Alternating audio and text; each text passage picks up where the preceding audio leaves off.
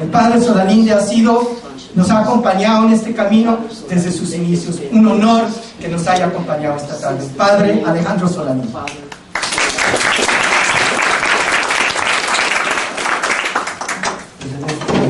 En este ambiente de familia que tenemos, es una oportunidad muy importante de platicar y mirarnos a los ojos, personas que estamos en la historia, que nos está doliendo todo lo que está pasando con los seres humanos, víctimas de este sistema neoliberal capitalista, pero que también nos sentimos muy cercanos a este grupo más vulnerable, que son las personas migrantes. Hablábamos de víctimas, pero víctimas, hay que decirlo, del sistema neoliberal capitalista. No podemos quitar ese marco de comprensión. Y entonces, el aspecto negativo es lo que se ha estado aquí viendo en el Tribunal Permanente de los Pueblos, en el seguimiento sistemático, ordenado, profesional, gestionado. Pero también hay cosas que se escapan al papel, cosas que ya no pueden estar en el papel, porque cuando se escriben ya pasaron otras y la migración nos separa. Y yo quiero hacer una reflexión muy breve sobre esta batalla campal que tenemos, esta lucha frontal que tenemos entre el sistema neoliberal capitalista y todos los demás que tenemos conciencia, y por supuesto los migrantes, las migrantes. Este Tribunal Permanente de los Pueblos tiene toda una autoridad moral. Tribunal Internacional de Conciencia, Tribunal Internacional de Conciencia, hemos trabajado en esto exactamente de la migración, y hoy nos toca mirar algo que no habíamos pensado, y es presenciar este encontronazo del hombre más poderoso de la tierra con los migrantes. Y no solamente con los migrantes, sino con los más vulnerables de los migrantes, los niños, las niñas, las mujeres, las familias. Es inexplicable ese odio tan grande que siente el sistema capitalista representado en este hombre que también representa el capitalismo, y contra este grupo más vulnerable. Ayer me encontraba yo en la embajada norteamericana, platicaba con el encargado de negocios, y luego le hice una pregunta. Le dije que si él me podía decir, estaban ahí, cuáles eran las causas de esta salida de las personas centroamericanas. Al principio dijo que el café, que había cambiado la cosecha del café. Pero yo dije, ¿siempre falla la cosecha del café? Porque esta es una cuestión sistémica. Y le dije, sin embargo, Estados Unidos es el culpable, no el responsable, el culpable de esta descomposición de América Central, especialmente de Honduras. Y le hice la historia, le dije por qué. El Salvador ya no voté, pero de Honduras sí. Y le dije, lo menos que puede hacer este país es tratar de buscar una verdadera solución, toda vez que la represión, la contención y la violencia no es ninguna solución, no es ninguna. Si ustedes se dan cuenta, en este momento Donald Trump está armando toda una guerra en la mente de los supremacistas blancos y de la gente que tiene mucha paranoia en Estados Unidos. No solamente hay donde hay la paranoia y el miedo, pero ahí la tienen. Y entonces van a ver mañana, pasado, cuando ellos lleguen aquí, van a ver en qué consiste ese pueblo amenazador que Donald Trump tiene tanto miedo. Pero vuelvo a este enfoque. Estamos en la cita de una gran lucha. Estamos en el momento, en el episodio más dramático de los que hemos vivido. porque es el encontronazo del sistema capitalista, los políticos manejados por los intereses económicos, capitalistas, todo ese mundo, y por otro lado, el mundo solidario, el mundo de la solidaridad, que cada día ve en nuestros hermanos migrantes, nuestros propios hermanos. Entonces, qué lástima que no tengamos 100 años para vivir, qué lástima, porque estaremos viendo que nadie se acordaría ya de Donald Trump y posiblemente estaríamos viendo la caída a plomo del sistema neoliberal capitalista. Este modelo que ha provocado toda esa tragedia, ese drama, esa desigualdad, pero también ese dolor de la violencia. Le recordé también al encargado de negocios que Estados Unidos había generado la violencia, y de leer la historia desde las guerras hasta las calles violentas de la 13 y la 18 en Los Ángeles. Yo creo que tenemos hoy una gran oportunidad para participar en pleno en este Tribunal Internacional de Conciencia de los Pueblos en Movimiento, para primero abonar a la esperanza. Nos da risa cómo en la mente del Trump está armando esta guerra, pero fíjense cómo las personas migrantes siguen llegando. Ayer, a nuestro albergue que tenemos en Toluca, llegaron más de 50. Hoy siguen llegando más. Y ya están otros ahí, y nadie los va a parar. Es la verdad. No habrá nada ni nadie que los pare. Donald Trump lo sabe, pero está usando esto con fines electorales. Es el poder para el dinero, no es el poder para servir. Él no conoce esto. Y también le dije al señor encargado de asuntos encargado de asuntos de la embajada aquí, también le dije que Donald Trump era una persona enferma, una persona desequilibrada, que no merecía Estados Unidos que lo gobernara él, porque es una persona que dice que odia a todo mundo. Yo le dije, ¿sabe qué? Este es un hombre que es víctima, primero que nada, del sistema capitalista. Entonces, qué bueno que este Tribunal Internacional de Conciencia nos recuerda que la batalla se está dando en la conciencia precisamente. Es ahí, si logramos cambiar la conciencia de la gente y la ubicamos en esta lucha sistémica que estamos teniendo, yo pienso que vamos a ganar mucho. Me siento muy feliz de ver de estar con ustedes participando aquí.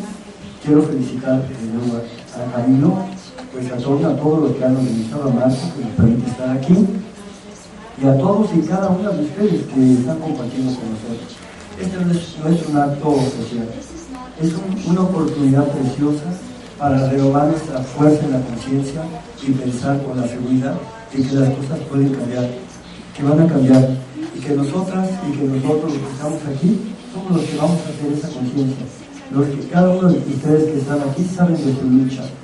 Nos unimos a esa lucha, su lucha es nuestra, su esperanza es la nuestra. Y saludo desde aquí a las personas que vienen de fuera y les decimos que nos da mucha alegría que estén visitando México, que México estaba perdido, había tenido un paréntesis terrible de secuestro, pero que gracias a Dios ya lo recuperamos y que este 1 de diciembre tendremos de verdad una experiencia renovada. Gracias.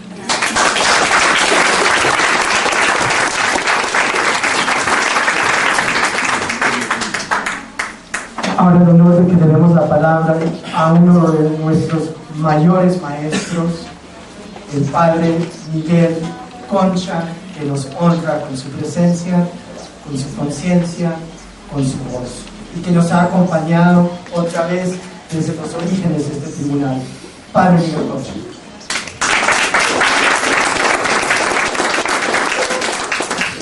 Bueno, en primer lugar, muchas gracias a Camilo por la invitación a poderme encontrar esta vez con ustedes en este importante Tribunal de Conciencia de los Pueblos en Movimiento. Yo estuve pensando qué mensaje dar en estas palabras al comienzo de estas sesiones del tribunal. Y me pareció importante, en primer lugar, recordar lo que a su vez recordaba el obispo Raúl Vera en el mes de septiembre de este año, en una conferencia mundial sobre xenofobia, racismo y nacionalismo populista en el contexto de las migraciones mundiales. Son unas palabras que voy a leer con todo respeto a otras convicciones religiosas, con absoluto respeto. Son palabras del Papa Francisco a esa conferencia mundial sobre xenofobia, racismo y nacionalismo populista, a lo que se refería también el padre Alejandro. Vivimos tiempos en los cuales toman vida y se difunden sentimientos que parecían superados, sentimientos de sospecha, de temor, de desprecio e incluso de odio hacia individuos y grupos considerados diferentes en razón de su pertenencia ética, nacional o religiosa, y en cuanto tales son considerados indignos de participar plenamente de la vida de la sociedad. Posteriormente, estos mismos sentimientos frecuentemente inspiran verdaderos actos de intolerancia, discriminación o exclusión que hieren gravemente la dignidad y los derechos fundamentales de las personas, incluso el mismo derecho a la vida, a la integridad física o moral. Por desgracia sucede que en el mundo de la política se cede a la tentación de instrumentalizar el miedo o las dificultades de algunos grupos y de ofrecer promesas ilusorias con intereses electorales miopes. Creo que en esto podemos muy bien ver reflejado al presidente actual de los Estados Unidos y muchos de su equipo.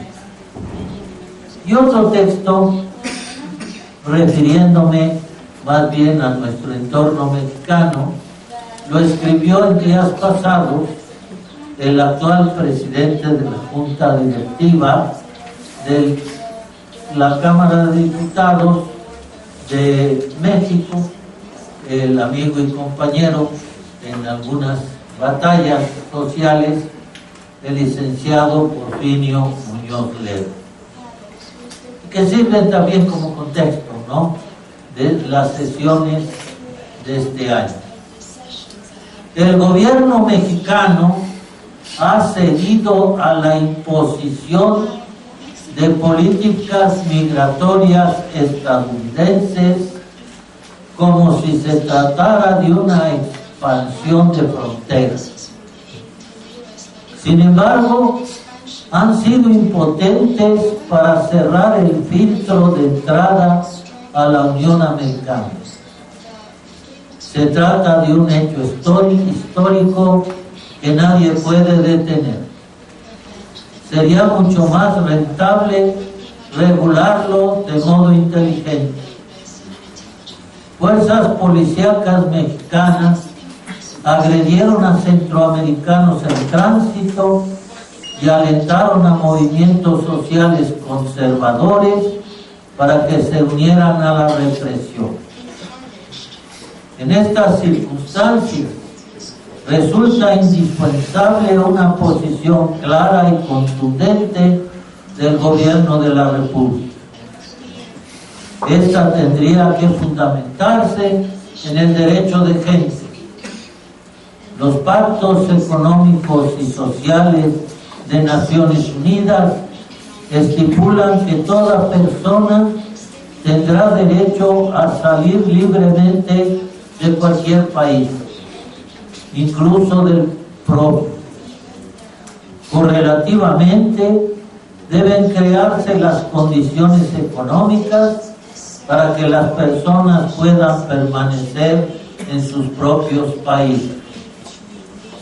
Los instrumentos internacionales consagran tanto el derecho a migrar como a no migrar.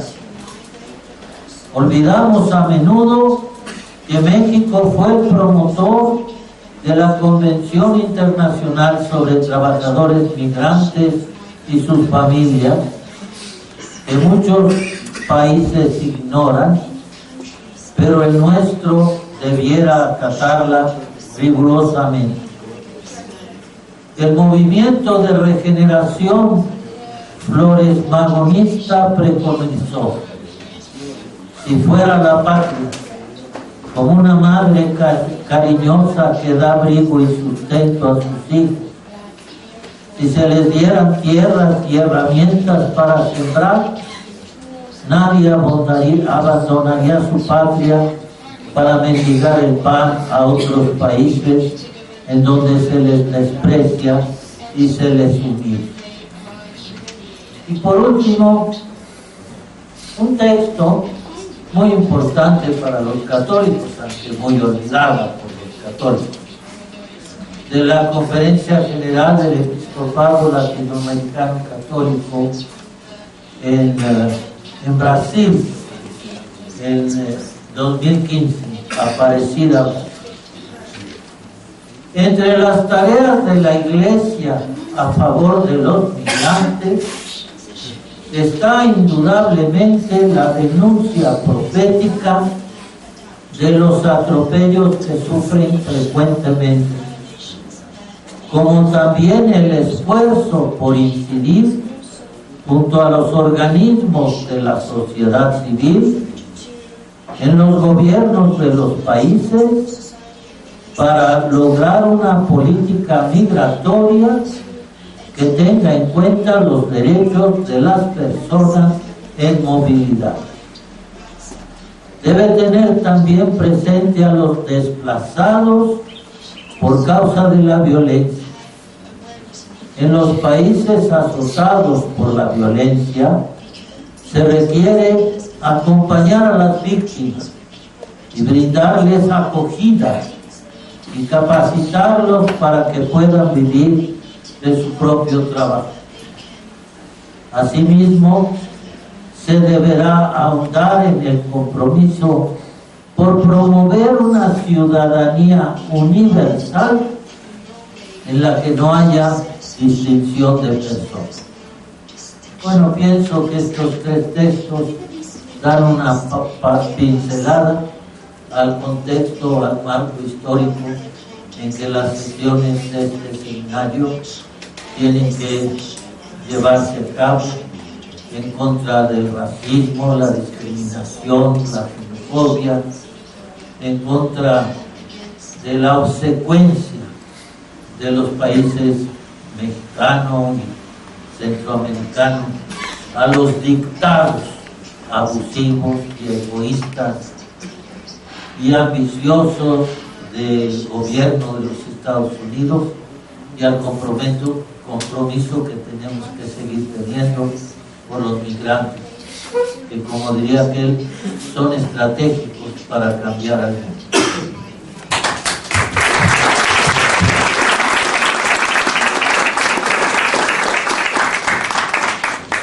Le damos la palabra ahora en honra a presentar a la compañera Nadine Reyes Maldonado en nombre del Comité de Familiares de Detenidos y Desaparecidos hasta encontrarlos, y añadir que para mí es realmente muy especial poder presentarla porque tuve el privilegio de aprender de ella siendo su profesor en la maestría de Derechos Humanos de la UACM.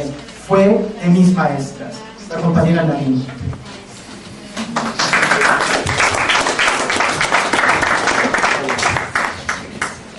Bueno, yo también escribí algo muy breve para no perderme mis ideas, Y bueno, lo titulé Migración y desaparición forzada. La situación que viven muchos países de América Latina y del mundo no es nada favorable. Para más de la mitad de la población, pues millones de personas viven en la miseria sin la certeza de que al día siguiente tendrán algo que llevarse a la boca. Y que se diga de un trabajo digno que permita llevar una vida decorosa y con acceso a todos los servicios. La precariedad y explotación a la que diversos estados en el mundo han llevado a las poblaciones producto del sistema económico, político y social en el que vivimos, el capitalismo, en sus diversas crisis y su afán por salir a flote a costa de la vida de millones, es la razón principal por la que miles de personas deciden salir de sus países en búsqueda de mejores condiciones de vida, aún y cuando en ello su vida y la de sus seres queridos se ponga en riesgo. Las poblaciones que deciden salir de sus países por necesidad son desafortunadamente más vulnerables y doblemente violentados, pues no solo sufren la violación de sus derechos en sus países de origen, sino también se enfrentan a la violencia y a la violación de sus derechos en los países que en su ruta migratoria pisarán, tal y como lo vemos actualmente en nuestro país con el éxodo de miles de personas que masivamente han salido de sus países en búsqueda de algo mejor. Como se menciona en diversos tratados y convenios internacionales, ninguna persona debería ser considerada ilegal por el hecho de verse obligada a dejar su país. Sin embargo, en la realidad esto no es así, dado que las personas que migran no son respetadas en lo más mínimo y su situación de migrantes los pone en mayor vulnerabilidad. Las violaciones a los derechos humanos están al día en nuestro país y en diversos países del mundo, y estas son una amenaza constante para los migrantes, ya que su situación de riesgo es mayor al estar en un país ajeno en el que no existe el más mínimo respeto por los derechos de su pueblo, mucho menos por la población de otro país. Así, la población migrante en el caso de nuestro país vive una situación vulnerable, mientras que una parte de la población brinda cobijo y solidaridad. Las autoridades emplean un doble discurso. Por un lado, la aparente disponibilidad para atender de forma humanitaria a la población migrante, y por otro, la represión y la contención con muros y vallas en la frontera sur, con la finalidad de que estos no lleguen a su destino final, los Estados Unidos. Asimismo, en su ruta por nuestro país, los migrantes han sufrido no solo la violencia de la llamada delincuencia, sino sobre todo la violencia del Estado. El Instituto Nacional de Migración ha realizado cientos de detenciones y violaciones graves a derechos humanos en contra de la población migrante. Y lamentablemente muchas de estas detenciones han culminado en una desaparición forzada. Desapariciones que por la situación de tránsito de las personas ha sido sumamente complicado documentar, dada la falta de información y la claridad del lugar en la que pudieron haber ocurrido los hechos.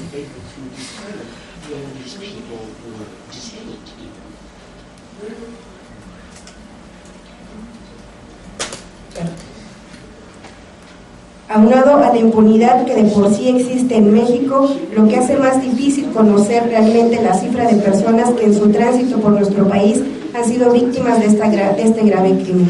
Sin embargo, ha sido gracias a la lucha de miles de madres de Centroamérica y del mundo que han salido a buscar a sus hijos desaparecidos que esta grave situación ha sido denunciada. Nuestro país es un grave violador sistemático de nuestros derechos. Así lo demuestran los datos que oficialmente se reconocen en nuestro país, de más de 37,000 desaparecidos y miles más que no sabemos, dado que no son denunciados y lamentablemente muchos de ellos son migrantes. Es importante destacar que si bien una desaparición forzada cometida en contra de cualquier persona es un crimen atroz, la que se comete en contra de una persona migrante es sumamente más complicada por la naturaleza de su situación, lo cual hace que muchos casos que se han cometido no sean conocidos por sus familiares y mucho menos por las autoridades.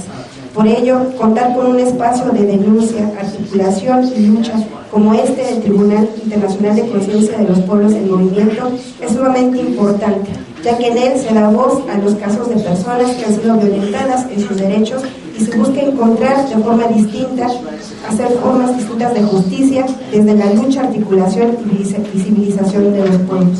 Por ello deseamos que los trabajos que aquí se desarrollan permitan seguir fomentando, desarrollando y articulando otras formas de verdad, memoria y justicia para las víctimas de violaciones graves a los derechos. Muchas gracias.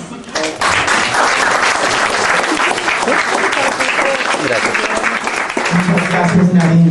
Julio, como abogado litigante, representa una de las familias víctimas de San Fernando. Si recuerdan el perfil de las víctimas de San Fernando, estamos hablando de la masacre de agosto 2010. Estamos hablando de víctimas de 6 países, principalmente hondureños, guatemaltecos, salvadoreños, pero también hubo 5 víctimas del Ecuador, presentes a través de Flor María Aro, en este jurado y en este proceso, y 4 víctimas brasileñas. Julio representa una de esas familias, la de María da Gloria Aires, que estuvo físicamente presente con nosotros, con muchos de los que están en la mesa, en una audiencia especial sobre el tema de San Fernando que realizamos en agosto de 2013 en la sala Digna Ochoa de la Comisión de Derechos Humanos del DF. No sé si... Ahí va, ahí viene. Disculpen la pausa, pero ahora vamos a escuchar directamente. No sé si se podrá subir un poquito más para que se vea mejor. Bueno, yo creo que se va a poder escuchar. El hermano Julio habla con acento brasileño, pero es el mensaje en español. Con ustedes, Julio da Silveira Moreira, fundador de este tribunal.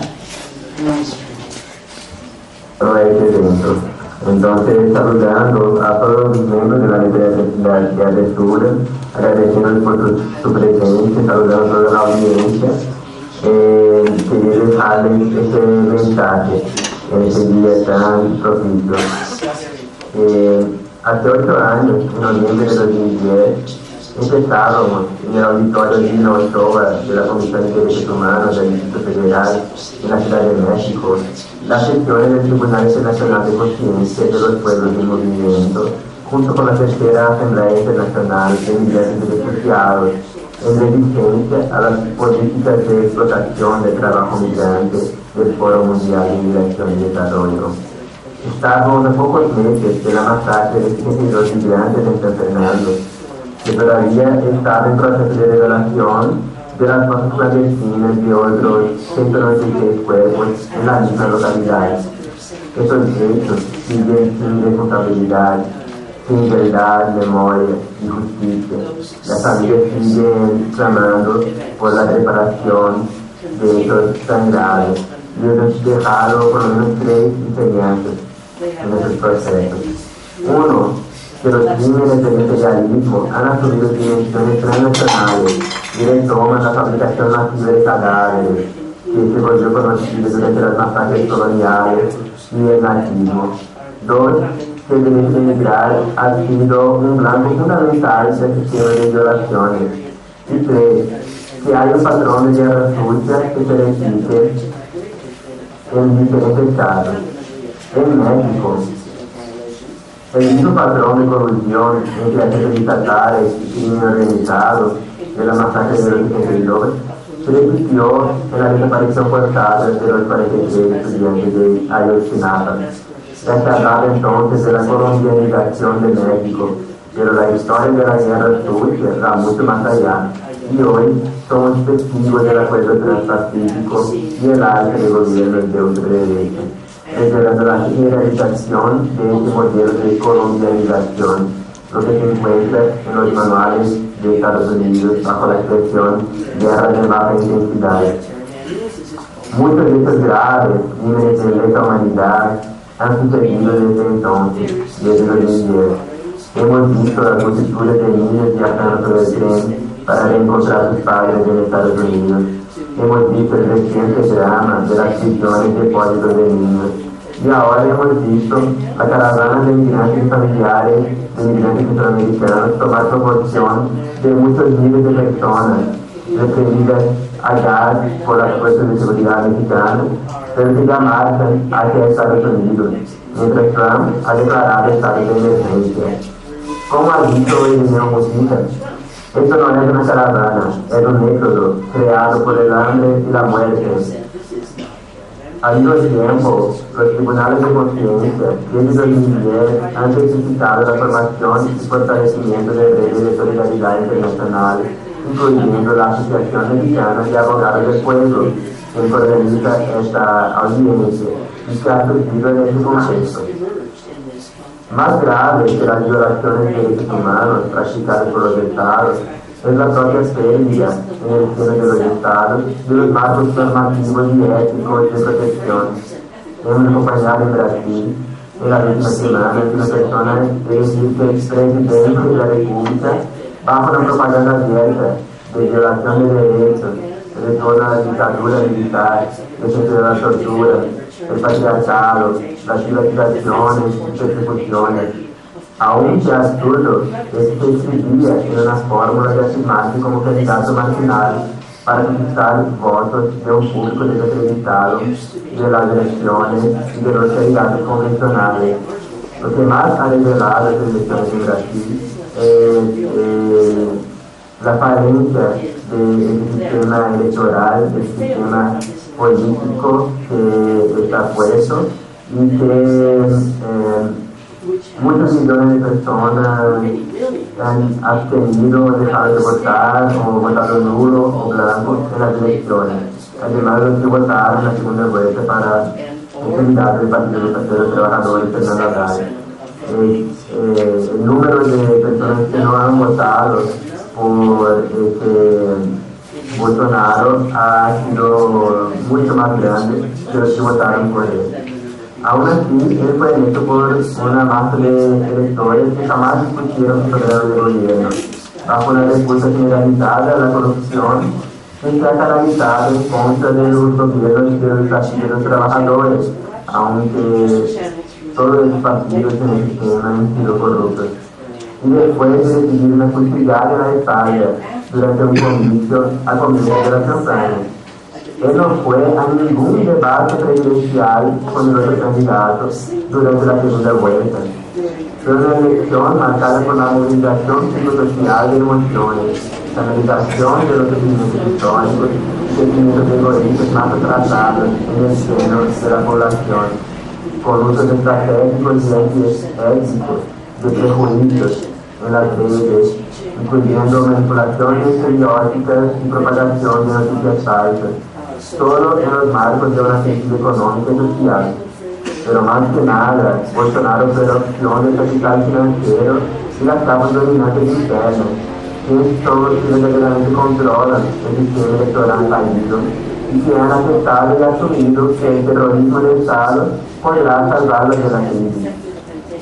El Congreso Nacional es el reflejo de estas capas dominantes, estando compuesto el 80% por representantes de latifundios, los militares y los religiosos conservadores.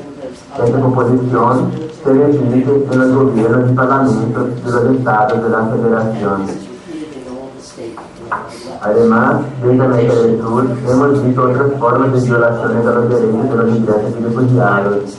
La emigración masiva de venezolanos los ha puesto como los blancos de controles fronterizos y acciones xenofóbicas en diferentes países que han asumido una política de fronteras cerradas y la retórica populista de que ya tenemos muchos problemas y no necesitamos que lleguen una persona.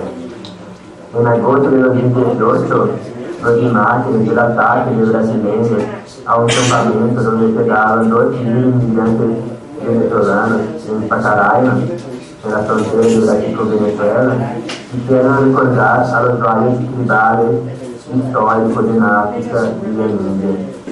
Esta es la lógica del colonialismo interno, que han demostrado Trasano, Pablo González Casanova, Guillermo Cutitani y Aníbal Quijano. Entretanto, la bandera de defender a los defensores de derechos humanos también sigue muy vigente y presente, mereciendo la atención de esta audiencia. Hay numerosos casos actuales de prisiones y persecuciones de abogados por el ejercicio de la protección en India, Turquía, Alemania, Brasil, así como la desaparición forzada del abogado Ernesto Fernández García en Oaxaca, México, porque el tribunal debe retirar estos casos. Esperamos que esta audiencia del Tribunal Internacional de Conciencia También para un dictamen preliminar y antecedente que, tras decidir los casos y escuchar los testigos, recupere las bases jurídicas internacionales y las conclusiones acumuladas de los tribunales anteriores, tales como la declaración de Argel, la sentencia final del Tribunal Permanente de los Pueblos, capítulo México, y la sentencia del respectivo eje de inmigración y refugio y desplazamiento forzado. Más allá de los marcos jurídicos del derecho internacional, los tribunales de conciencia han sido inspirados por marcos jurídicos filosóficos alternativos, de los que mucho debemos a la filosofía de la liberación de Wittgenstein, a quien me parece increíble que ha estado presente en esta audiencia, que mucho agradecemos por esta presencia y tomar fuerzas ahí junto a este tribunal. La teología de la liberación de Gustavo Gutiérrez, de Leonardo Bosch y otros, las pedagogías liberadoras de Paulo Freire, Orlando Barbosa. Aprendimos de la experiencia histórica de las luchas sociales en América Latina que el método de juzgar actuar de las comunidades sociales de base, de la investigación acción participativa de Barbosa, nos ha llevado a caminar con los pueblos y desplegar nuestra práctica social desde los pueblos. Ahí saludamos también al padre Alejandro Solalinde y agradeciendo por todos sus esfuerzos también de todo el personal religioso en esta tarea tan trascendental de la solidaridad. Como académicos, abogados, profesionales, estudiantes, religiosos, debemos asumir compromisos con los que nos dan testimonio y posicionarnos en la lucha de resistencia. En las palabras de Paulo Freire, solidaridad con los oprimidos es algo más que prestar asistencia a 30 o 100, manteniéndolos atados a la misma posición de dependencia. Solidaridad no es tener consciência de ser explota y racionalizar su culpa paternalistamente. La solidaridad existe de quien se solidariza que asuma la situación de aquel con quien se solidarizó y es una actitud radical.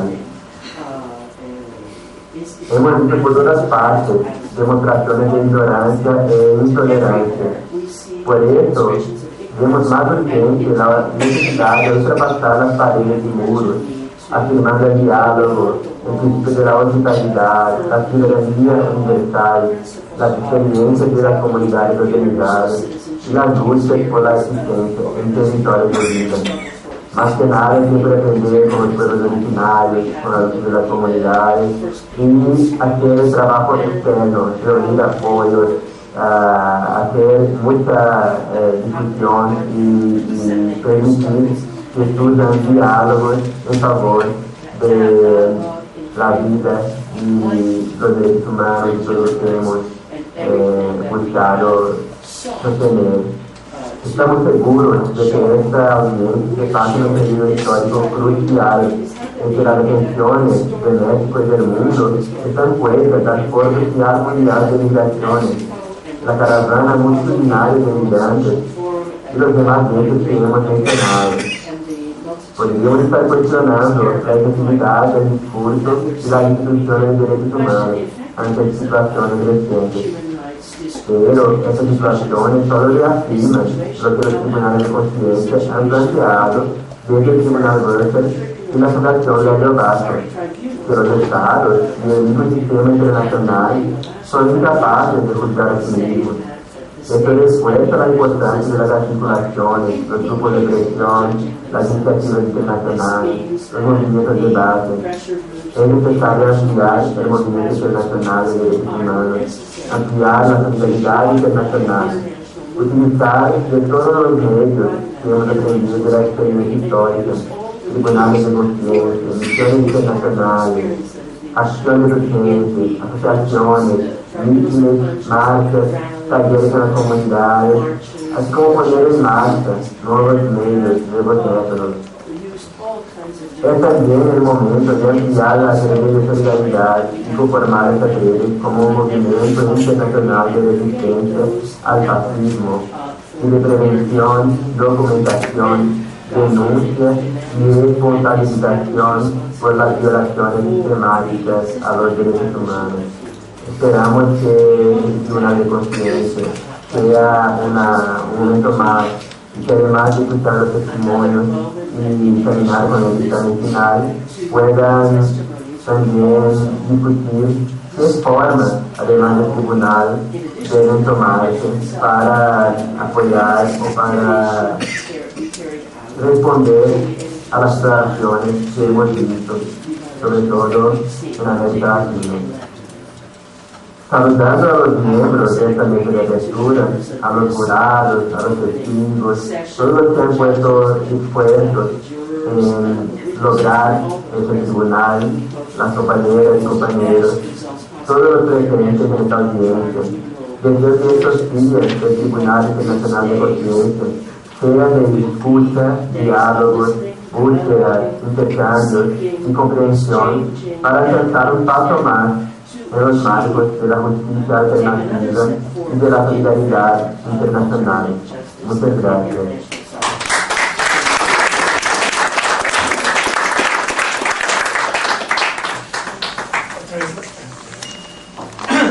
La voz de nuestro hermano Julio viene desde la triple frontera entre Brasil, Argentina y Paraguay, igualmente militarizada como la frontera norte y la frontera sur. O sea, las luchas no tienen fronteras y se tienen que articular entre fronteras. Ese es nuestro compromiso. Por eso la dimensión continental y mundial de los que están presentes acá.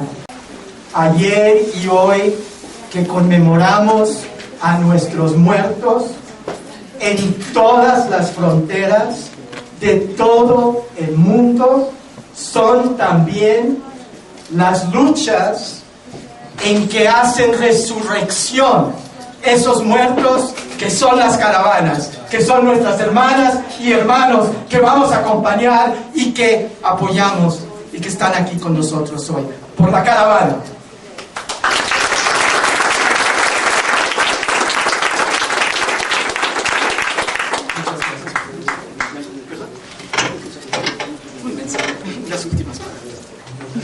No podría retirarme sin decirles a todas y a todos los que creen en Cristo, pero también a las personas que no lo conocen, con todo respeto, con todo cariño, les digo que hemos hablado de este proyecto transformador que se llama Para Él el Reino de Dios. Es un proyecto incluyente donde todos estamos presentes, donde hay igualdad y donde nadie merece más que otro, sino que todos estamos ahí. La última palabra de todo esto la tiene Él, y esa palabra es de comunión, esa palabra es de amor, esa palabra es de inclusión. De verdad que vamos caminando hacia esa ciudadanía universal y a esa conciencia de sentirnos hermanos y hermanas. No hay otro destino. El capitalismo lo hicimos nosotros, es un fruto de la humanidad, mal fruto porque resultó mal, pero bueno, la historia de salvación, esa la va acompañando Dios, el Dios de todas y de todos, el Dios que va con todos y que nos acompaña. Por eso nos vamos a quedar llenos de esperanza, sabiendo que lo que cada una y lo que cada uno de nosotros está haciendo es lo correcto para transformar este mundo y hacerlo más nuestro, más familiar y más el verdadero Dios que vive por nosotros. Que Dios los bendiga a todos ustedes y nos vamos llenos de esperanza y de alegría.